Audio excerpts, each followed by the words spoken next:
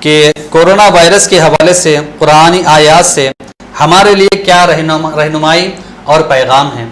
آئیے میں یہ سوال آپ کے گوشے گزار کر چکا ہوں، ہم اس کا جواب سنتے ہیں۔ اعوذ باللہ من الشیطان الرجیم، بسم اللہ الرحمن الرحیم۔ وما اصابکم من مصیبت فبما کسبت ایدیکم، کہ اے لوگو جو کچھ بھی تمہارے پاس مصیبت آئی ہے یہ تمہاری ہی بدعملیوں کی وجہ سے آئی ہے، یہ تمہارے ہی گناہوں کی وجہ سے مصیبت آئی ہے۔ اور ایک مقام پر اللہ تبارک و تعالی نے ارشاد فرمایا ظہر الفساد فی البر والبحر بما کسبت ایدی الناس، کہ بر و بحر میں فساد برپا ہو گیا، سمندر اور خشکی میں فساد ظاہر ہو گیا۔ کس وجہ سے؟ فرمایا لوگوں کی بدعملیوں کی وجہ سے، لوگوں کی ناپاک کرتوتوں کی وجہ سے، بندوں کے گناہوں کی وجہ سے ساری بر و بحر میں فساد ظاہر ہو گیا۔ اور سابقہ دور میں اللہ تبارک و تعالیٰ نے جو امتوں کو بھیجا ہے ان کے اوپر بھی یہی آزمائش کا سلسلہ جاری و ساری تھا۔ چنانچہ اللہ تبارک و تعالیٰ نے ایک آیت مبارکہ میں ارشاد فرمایا، سورہ اعراف کی آیت 168 میں ارشاد فرمایا وَبَلَوْنَاهُمْ بِالْحَسَنَاتِ وَالسَّيِّئَاتِ لَعَلَّهُمْ يَرْجِعُونَ، کہ ہم نے ان سابقہ قوموں کو آزمائش میں ڈالا۔ کس چیز کے ذریعے؟ راحتوں کے ذریعے اور تکالیف کے ذریعے۔ اور آزمائش میں ڈالا کیوں؟ لَعَلَّهُمْ يَرْجِعُونَ، تاکہ وہ اللہ کی بارگاہ میں رجوع ہو جائے۔ تو معلوم یہ ہوا کہ آزمائش دو طریقے سے ہوتی ہے، ایک آزمائش حسنات کے ذریعے ہوتی ہے اور ایک آزمائش سیئات کے ذریعے ہوتی ہے۔ حسنات یعنی راحتیں، سکون، اطمینان، اللہ کے انعامات، اس کے ذریعے بھی بندوں کو آزمائش میں ڈالا جاتا ہے۔ اور سیئات یعنی بندوں کو تکالیف کے ذریعے، بیماریوں کے ذریعے اور وباؤں کے ذریعے، بلاؤں کے ذریعے، اس کے ذریعے بھی آزمائش میں ڈالا جاتا ہے۔ تو فرمایا کہ ہم نے سابقہ قوموں کو راحتوں کے ذریعے اور تکالیف کے ذریعے آزمایا لعلہم یرجعون، تاکہ وہ میری بارگاہ میں لوٹے اور اپنے گناہوں سے توبہ و استغفار کرے۔ اور ایک آیت مبارکہ سورہ انبیاء کی آیت 35 سے اللہ تبارک و تعالیٰ نے ارشاد فرمایا کل نفس ذائقۃ الموت، ہر نفس کو موت کا ذائقہ، موت کا مزہ چکنا ہے۔ فرمایا وَنَبْلُوكُمْ بِالشَّرِّ وَالْخَيْرِ فِتْنَةً وَإِلَيْنَا تُرْجَعُونَ، اور بندو یاد رکھ لو ہم تم کو آزمائش میں ڈالتے ہیں شر کے ذریعے بھی اور خیر کے ذریعے بھی، یعنی مصیبت کے ذریعے بھی، راحت کے ذریعے بھی، یعنی کوئی بلا بھیج کر بھی آزمائش میں ڈالتے ہیں اور انعامات کو نازل کر کے بھی آزمائش میں ڈالتے ہیں۔ آزمائش کا مقصد کیا ہے؟ تاکہ بندے اللہ کی بارگاہ میں رجوع ہو جائے۔ ان تکالیف آئے، مصیبتیں آئیں تو اللہ کی بارگاہ میں رجوع ہو، وہی ان تکالیف اور مصائب سے چھٹکارا عطا فرمانے والا ہے۔ اور کوئی نیکیاں، اللہ کی طرف سے انعامات نازل ہو رہے ہیں، اللہ کی طرف سے بندوں پر انعامات کے دروازے کھول دیے جا رہے ہیں، اس وقت بھی بندے اللہ کی بارگاہ میں رجوع ہو جائے تاکہ نعمت دینے والی ذات کا شکر ادا کرتے ہوئے اللہ کی بارگاہ میں رجوع ہو جائے۔ تو یہ آزمائش کے مرحلے ہے۔ ایک مقام پر اللہ تبارک و تعالیٰ نے ارشاد فرمایا، بہت ہی اہم آیت مبارکہ ہے، فرمایا وَلَقَدْ أَرْسَلْنَا إِلَىٰ أُمَمٍ مِّن قَبْلِكَ فَأَخَذْنَاهُمْ بِالْبَأْسَاءِ وَالضَّرَّاءِ لَعَلَّهُمْ يَتَضَرَّعُونَ، یقیناً ہم نے تم سے پہلے جو امتوں کو بھیجا ہے ان کی طرف ہم نے رسولوں کو، پیغمبروں کو بھیجا، اور جب قوم نے اللہ کے پیغمبروں کی نافرمانی کی، زمین میں سرکشی کی، خدا کی دھرتی پر خدا کی نافرمانی کرنے لگے، تو اللہ تبارک و تعالیٰ نے فرمایا ہم نے ان کو پکڑ لیا۔ کس چیز کے ذریعے؟ فرمایا تکلیف کے ذریعے، مصیبتوں کے ذریعے ہم نے ان کا مواخذہ کیا، تاکہ مصیبت اور تکالیف کو پا کر وہ اللہ کی بارگاہ میں رجوع ہو جائے۔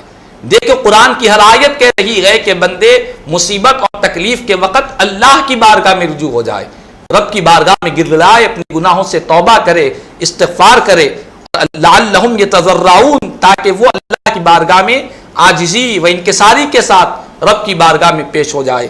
فرمایا ولا فلولا اذ جاءہم بأسنا تضرعوا ولکن قست قلوبہم وزین لہم الشیطان ما کانوا یعملون، فرمایا کہ ایسا کیوں نہیں ہوا کہ جب ان کے پاس ہماری تکالیف اور ہماری جانب سے آزمائش آئی تو ہونا تو یہ چاہیے تھا کہ وہ اللہ کی بارگاہ میں عاجزی و انکساری کرتے، رب کی بارگاہ میں رجوع ہو جاتے اور گریہ وزاری کرتے اور اپنے عاجز اور انکساری کے ساتھ پیش ہو جاتے. لیکن افسوس ان نافرمانوں نے مصیبت اور تکلیف کے موقع پر بھی اللہ کی بارگاہ میں عاجزی و انکساری نہیں کیے، بلکہ ان کا معاملہ کیا ہوا؟ قرآن بیان کرتا ہے کہ ان کے دل سخت ہو گئے، ان کے دلوں میں سختی آ گئی اور شیطان نے ان کے اعمال کو ان کے سامنے مزین کر دیا. وہ یہ سمجھنے لگے کہ ہم بہت اچھے ہیں، وہ یہ سمجھنے لگے کہ ہم کوئی غلط کام نہیں کر رہے ہیں، وہ اپنے آپ کو حق پہ اور اچھے سمجھنے لگے. شیطان نے ان کے برے اعمال کو ان کے سامنے مزین کر دیا، آراستہ کر دیا، وہ اپنی برائیوں کو بھی اچھائی سمجھنے لگے. اسی لیے اللہ تبارک و تعالیٰ نے فرمایا فَلَمَّا نَسُوا مَا ذُكِّرُوا بِهِ فَتَحْنَا عَلَيْهِمْ أَبْوَابَ كُلِّ شَيْءٍ. جب وہ بھول گئے اس چیز کو جس کے ذریعے ان کو آزمائش میں ڈالا گیا، وہ بھول گئے اس چیز کو جس کے ذریعے ان کو نصیحت کی گئی ہے، ان کو نصیحت کی گئی، تو اس کے بعد اللہ تبارک و تعالیٰ نے ان پر ہر چیز کے انعامات کے دروازوں کو کھول دیا. تو یاد رکھ لیں اللہ تبارک و تعالیٰ کی آزمائش دو طریقے سے ہے، ایک مصیبت کے ذریعے ہے اور ایک راحت کے ذریعے ہے. سابقہ قوموں کو مصیبتیں بھی دی گئی آزمائش کے طور پر اور راحتیں بھی دی گئی آزمائش کے طور پر. فرمایا کہ جب ہم نے ان پر اپنی انعامات کے دروازوں کو کھول دیا، نعمتوں کی فراوانی ہونے لگی، تو وہ کیا کرے؟ وہ اس چیز پر انتہائی درجے خوش ہو گئے، اترانے لگے ان چیزوں پر جو کچھ اللہ نے ان کو عطا فرمایا ہے، تکبر کرنے لگے، اپنے آپ کو بڑے سمجھنے لگے. اس کے بعد اللہ تبارک و تعالی فرمایا فتحنا علیہم ابواب کل شیء حتی اذا فرحوا بما اوتوا اخذناہم بغتۃ فاذا هم مبلسون. ہم نے ان کو اچانک پکڑ لیا، مواخذہ کیا، تو وہ اس وقت ناکام ہو گئے، نامراد ہو گئے. اسی طرح محترم ناظرین کرام قرآن مجید کی ایسی کئی آیات طیبہ ہے، اس میں اللہ تبارک و تعالی بندوں کو بار بار یہ کہہ رہا ہے کہ بندو، یہ آزمائش کی زندگیوں، اللہ کی طرف سے مصیبت ہو یا راحت ہو، ہر حال میں بندوں کو چاہیے کہ اللہ کی بارگاہ میں رجوع ہو جائے، گناہوں سے توبہ کرے، استغفار کرے، اللہ کی بارگاہ میں معافی مانگے. یاد رکھ لے یہ جو گناہیں انسان کے ہیں، فرمایا اللہ تبارک و تعالیٰ نے وَلَوْ يُؤَاخِذُ اللَّهُ النَّاسَ بِظُلْمِهِمْ مَا تَرَكَ عَلَيْهَا مِنْ دَابَّةٍ وَلَكِنْ يُؤَخِّرُهُمْ إِلَىٰ أَجَلٍ مُّسَمًّى فَإِذَا جَاءَ أَجَلُهُمْ لَا يَسْتَأْخِرُونَ سَاعَةً وَلَا يَسْتَقْدِمُونَ. یہ سورہ نحل کی آیت 61 ہے.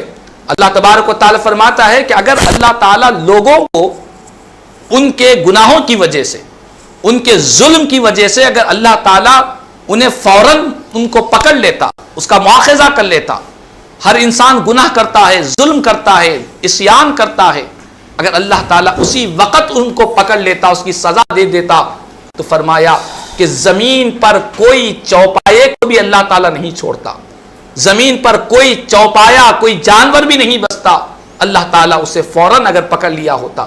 لیکن اللہ تعالیٰ کا یہ کرم ہے کہ وہ بندوں کے ظلم کی بنا پر، ان کی نافرمانی کی بنا پر اللہ تعالیٰ فوراً مواخذہ نہیں کرتا، اچانک ان کو نہیں، فوراً اسی وقت اللہ تعالیٰ ان کے ظلم کا بدلہ ان کو نہیں دیتا. اللہ تعالیٰ کیا فرماتا ہے؟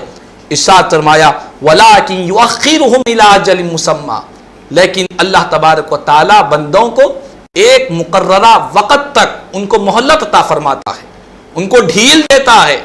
ایسا نہیں ہوتا کہ مار کے بدلے فوراً مار مل جائے، ایسا نہیں ہوتا ظلم کے بدلے فوراً اس کا مواخذہ ہو جائے، جبھی اس کی پنشمنٹ ہو جائے، ایسا نہیں ہوتا.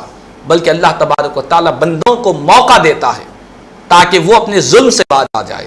اللہ تعالیٰ بندوں کو ہدایت کے لیے اور ان کی رہنمائی کے لیے اللہ تعالیٰ ڈھیل دیتا ہے تاکہ وہ اپنے ان گناہوں سے، نافرمانی سے اور اپنی غلط روش سے اپنے آپ کو بچائے اور اللہ کی بارگاہ میں رجوع ہو جائے.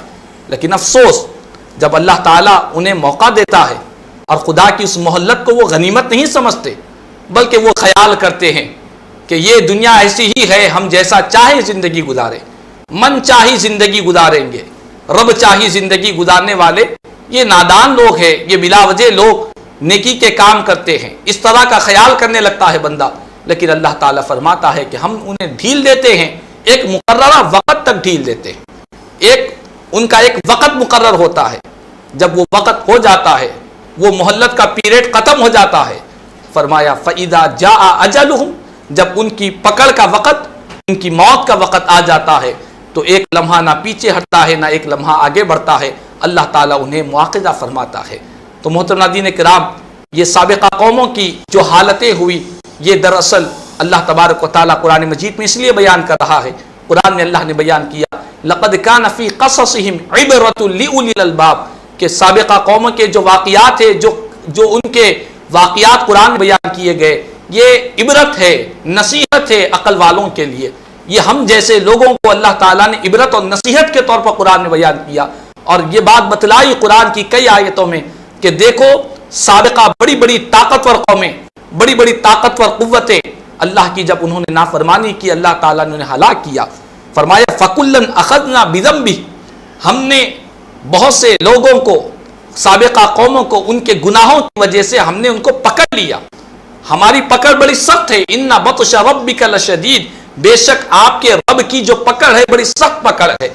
فرمایا کہ اللہ تبارک و تعالیٰ نے ان تمام ظالم قوموں کو، نافرمان قوموں کو، جنہوں نے اللہ اس کے رسول کی نافرمانی اور سرکشی کی، ان کو اللہ تعالیٰ نے مواخذہ کیا. کیسا مواخذہ ہوا؟ اللہ اکبر. قرآن کی آیت مبارکہ ہے، سورہ عنکبوت کی آیت نمبر 40 ہے.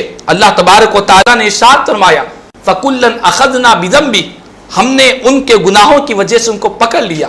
ان میں سے بعض وہ ہے جن پر اللہ تعالیٰ نے آسمان سے پتھر کی بارش نازل فرمائی، پتھروں کی بارش ہونے لگی. وَمِنْهُمْ مَنْ أَخَذَتْهُ الصَّيْحَةُ، ان میں سے بعض وہ ہے جن کو ایک خطرناک آواز آئی، ایک چیخ آئی، اس چیخ نے آ کر ان کو ہلاک کر دیا. وَمِنْهُمْ مَنْ خَسَفْنَا بِهِ الْأَرْضِ، ان میں سے بعض ایسی قومیں ہیں جن کو اللہ تعالیٰ نے اس طرح عذاب دیا کہ ان کو زمین کے اندر دھنسا دیا، زمین کے اندر وہ دھنس گئے. اور ان میں سے بعض وہ ہے وَمِنْهُمْ مَنْ أَغْرَقْنَا، جن کو سمندر میں غرق کر دیا. اور یاد رکھنا اللہ تعالیٰ فرماتا ہے وَمَا كَانَ اللَّهُ لِيَظْلِمَهُمْ، بندو اللہ تعالیٰ بندوں پر ظلم کرنے والا نہیں ہے، اللہ ظالم نہیں ہے. وَلَكِنْ كَانُوا أَنفُسَهُمْ يَظْلِمُونَ، لیکن لوگ اپنی جانوں پر ظلم کیا کرتے ہیں. بندے خود اپنے آپ پر ظلم کیا کرتے ہیں، اللہ کسی بندے پر ظلم نہیں کرتا. تو محترم ناظرین کرام، اس کرونا وائرس کی وجہ سے قرآن آیات سے جو پیغام مل رہا ہے، قرآن کی آیتوں سے ہمیں جو نصیحت، جو عبرت حاصل ہو رہی ہے، وہ نصیحت اور عبرت یہی ہے کہ ہم اللہ کی بارگاہ میں اپنے گناہوں کی وجہ سے رجوع ہو جائے. یقیناً آج زمین پر، روئے زمین پر کوئی ایسا گناہ نہیں ہے جو بکثرت نہیں ہو رہا ہے. کوئی ایک ایسا گناہ بتلا دے کہ جس میں یہ کہا جائے کہ یہ گناہ نہیں ہو رہا ہے، یہ گناہ نہیں ہو رہا ہے. ہر گناہ بکثرت ہو رہا ہے. شراب نوشی کثرت سے ہو رہی ہے، زنا کاری کثرت سے ہو رہی ہے، رشوت خوری، سود خوری کثرت سے ہو رہی ہے، ایک دوسرے پر ظلم و زیادتی بے انتہا ہو رہی ہے، اللہ کی عبادت سے غفلت زیادہ ہو رہی ہے، والدین کی نافرمانی کثرت سے ہو رہی ہے، رشتہ داروں کے درمیان میں آپس کے جو تعلقات ہیں قطع تعلق ہو رہے ہیں، رشتہ داریوں میں محبتیں ختم ہو رہی ہے، نفرتیں جنم لے رہی ہے.